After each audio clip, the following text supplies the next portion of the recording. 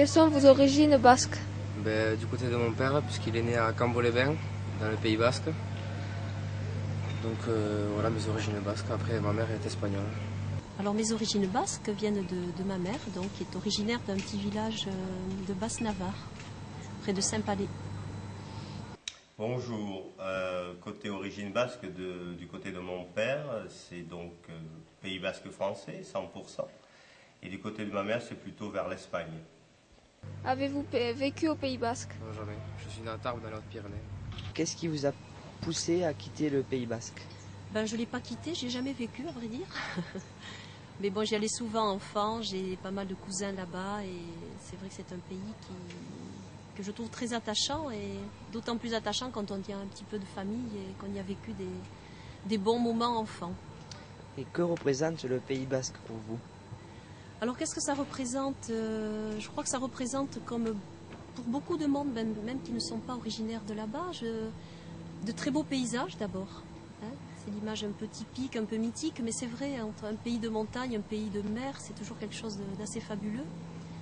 Ça me fait penser souvent à l'Irlande par certains endroits. Enfin, je trouve que c'est des pays très, très mystérieux, qui sont pleins de, comment dire, plein de choses inattendues et desquelles on ne peut pas forcément parler facilement. Et puis surtout des gens. Enfin, pour moi, les Basques, je pense qu'il y a une typicité basque.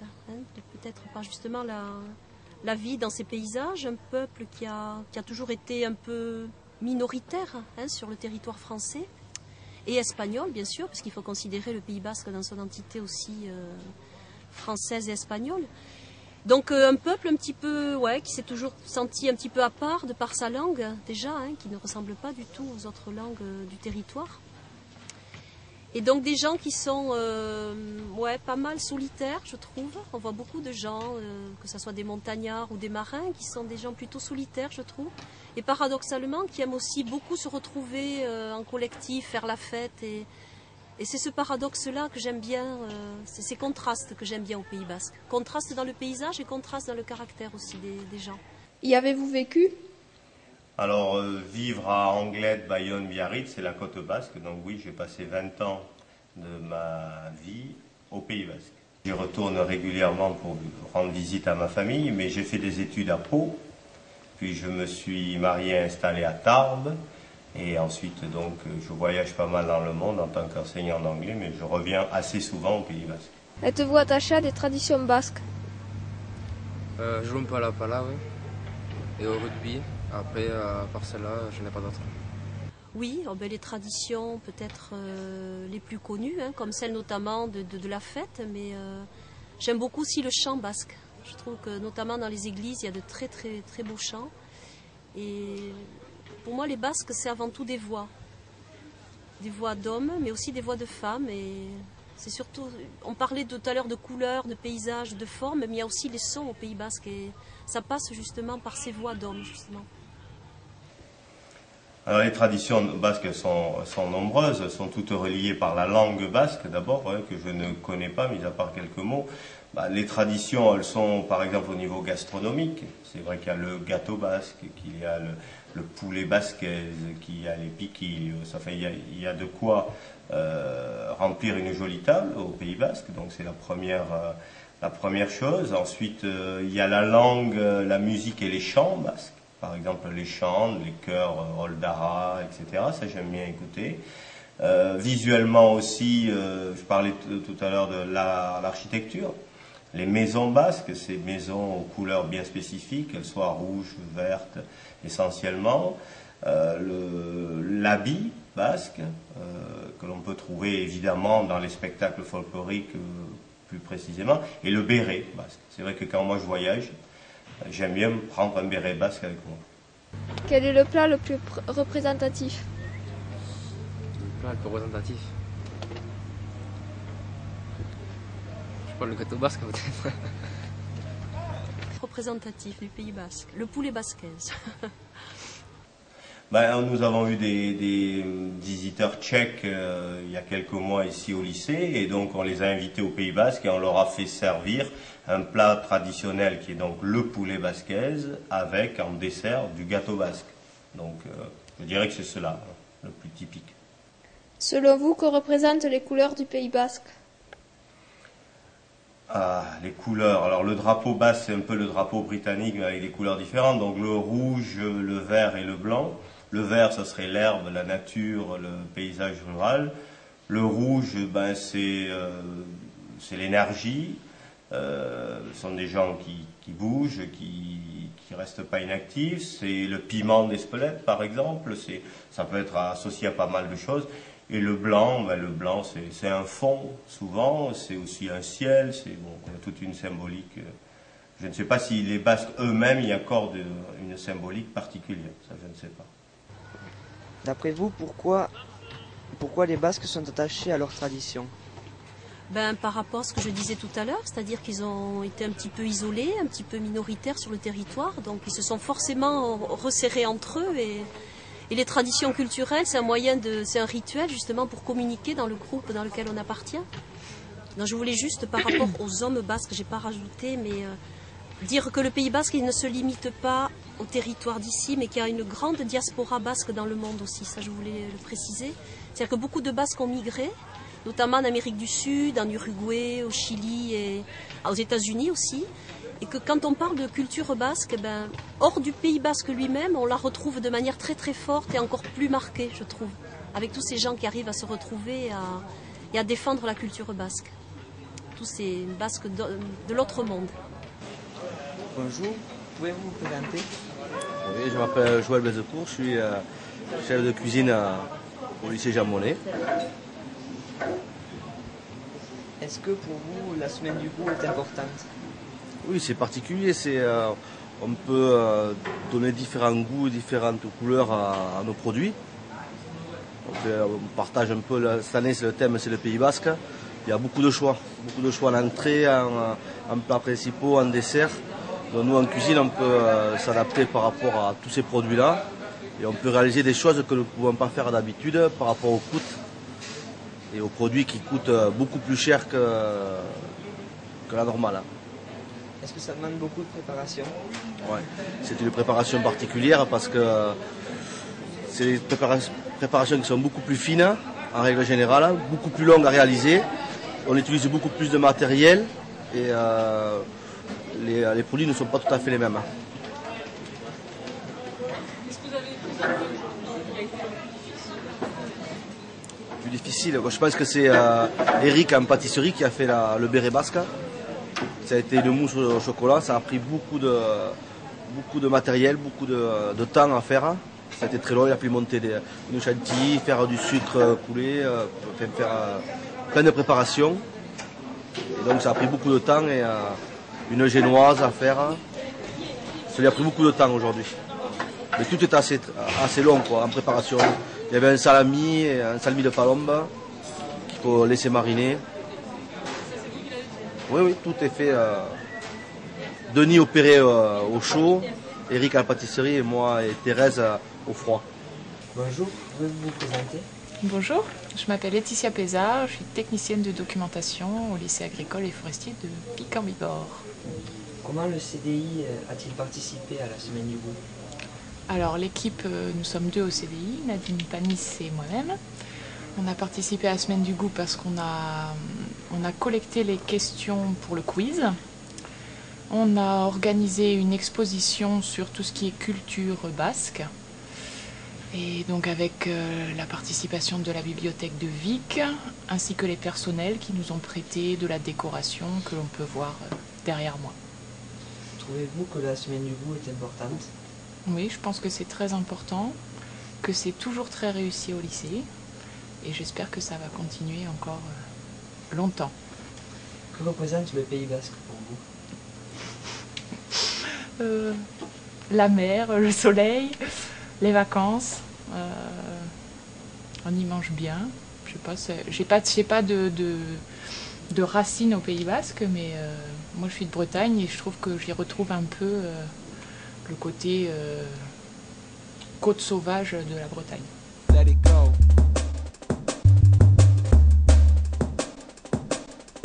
Let it go. Flow, flow, flow. Let it go.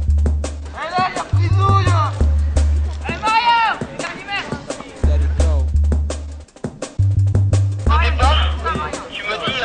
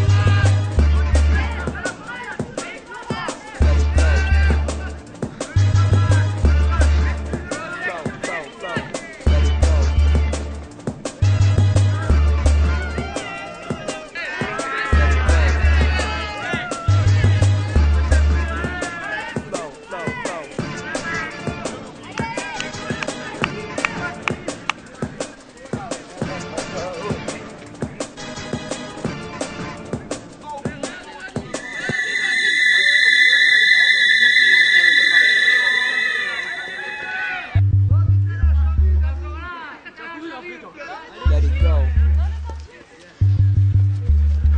With the flow, flow, flow. Let it go.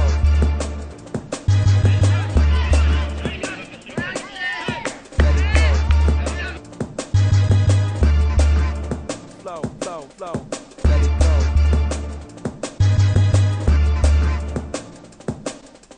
Let it go.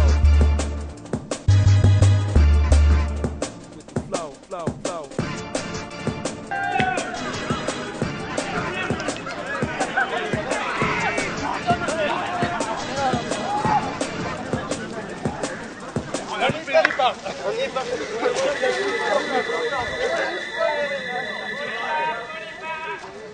Ah ouais, c'est bien.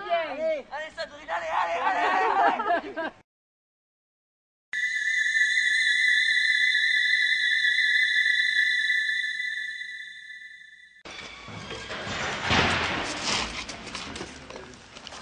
toi qui as la protection. Et voilà. Elles sont rembobinées de mais ça peut. Je suis pompier volontaire depuis 91 et j'occupe les responsabilités d'adjoint opérationnel sur le centre. Et à côté, je suis artisan scieur à Montagne, un petit village à côté.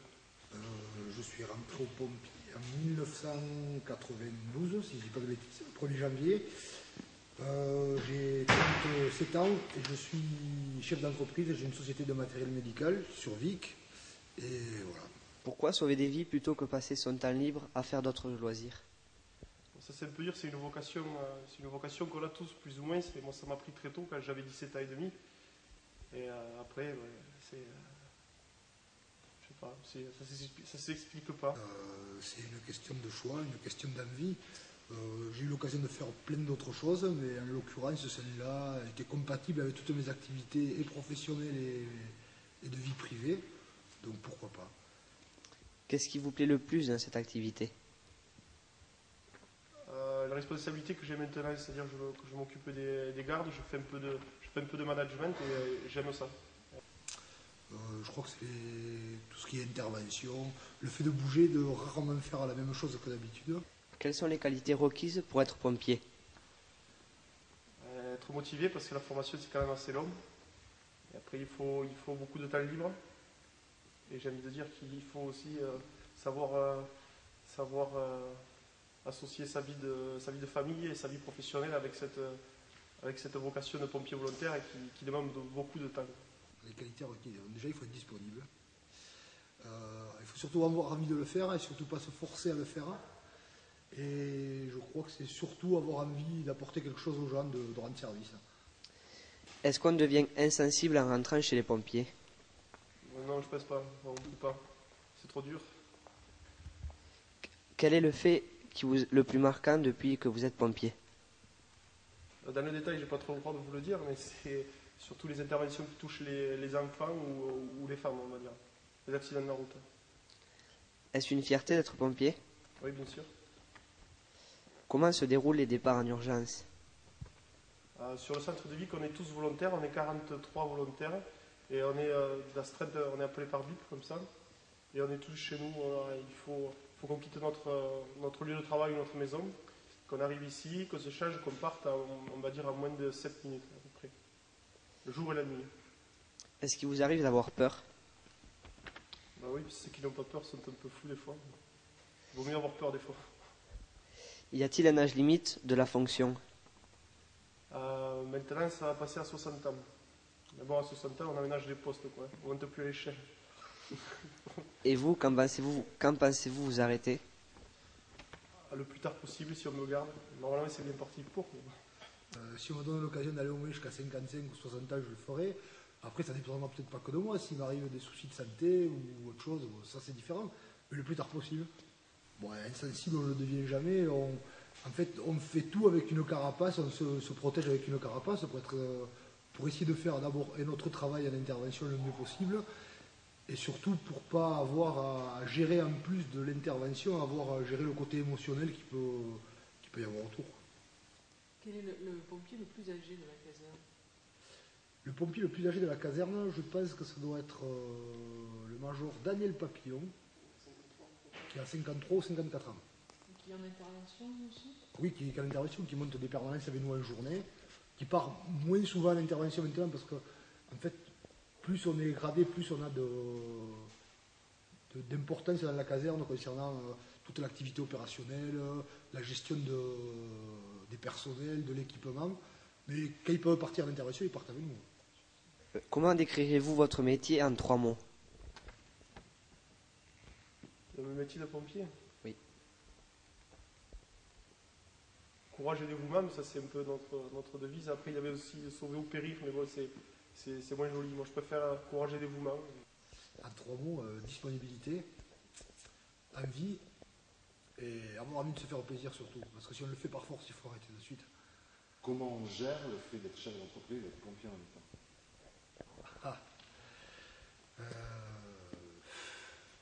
Je dirais comme on peut surtout. Il faut avoir envie de se rendre disponible. Moi j'aurais pu, dans mon cas, je l'ai fait pendant quelques années, quand je me suis mis à mon compte, que j'ai racheté la société à laquelle je travaillais, je n'étais pas disponible parce que j'avais d'autres choses à faire à côté. Maintenant que j'ai un peu plus de temps, que j'ai des employés, j'arrive à m'organiser pour avoir du temps libre. Ce qu'il faut savoir, c'est que moi, par exemple, je suis de permanence une semaine sur 2, en journée, de 7h du matin à 7h du soir. Donc je m'organise dans mon travail, c'est-à-dire tout ce qui est déplacement extérieur à vie, j'essaye d'en faire le moins possible. J'ai la semaine d'après pour pouvoir les faire, et après j'essaye de travailler uniquement sur le secteur pour être le plus disponible possible en fait. C'est une question d'organisation surtout. Il faut arriver à gérer son temps, à le gérer comme il faut, et il faut optimiser en fait chaque seconde qu'on a dans la journée. Tant que le but ne sonne pas, il faut optimiser le plus, faire le plus de choses possible pour avoir justement des plages de secours où on peut partir pendant 2-3 heures sans avoir d'incidence sur son travail en fait. Vous faites de la formation pour les collégiens? De la formation pour les collégiens. Très honnêtement, je ne crois pas. Je sais qu'il y a des...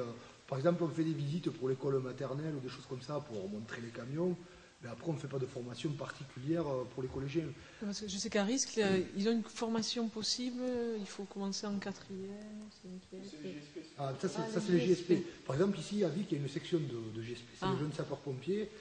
Donc, on les prend à partir de l'âge de 12 ans. Ah oui, c'est ça, 5 ans. Et ils vont jusqu'à minimum 16 ans pour avoir le brevet des cadets. Et donc, ce qui est différent maintenant, c'est qu'à partir depuis peu, je crois, si je ne dis pas de bêtises, à partir de l'âge de 16 ans, on a le droit d'intégrer un corps de pompiers sous la responsabilité d'un tuteur. À savoir qu'on ne peut pas faire monter un gamin de 16 ans ou une gamine de 16 ans dans un véhicule sans quelqu'un à côté pour l'encadrer. C'est impossible à gérer. Donc depuis peu ça se fait, mais il faut qu'à l'intérieur de la caserne, il y ait un tuteur et que le tuteur soit là à chaque fois que le jeune partira en intervention.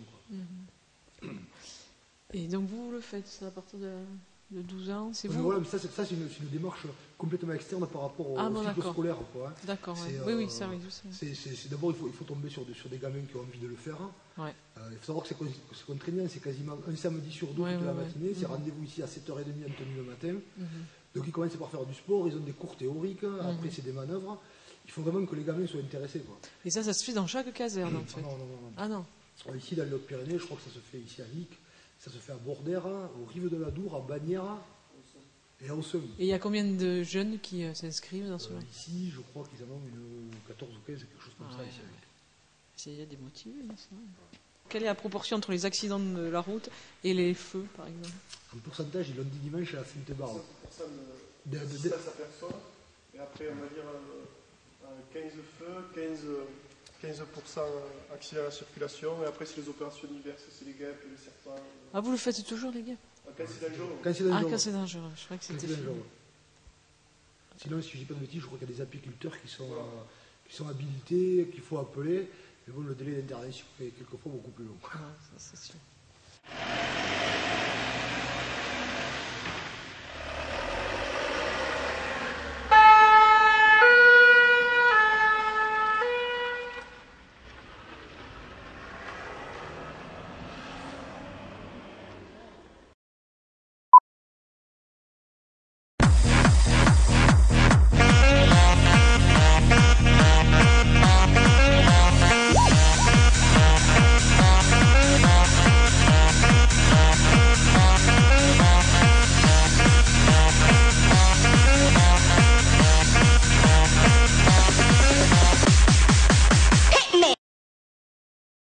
revoir.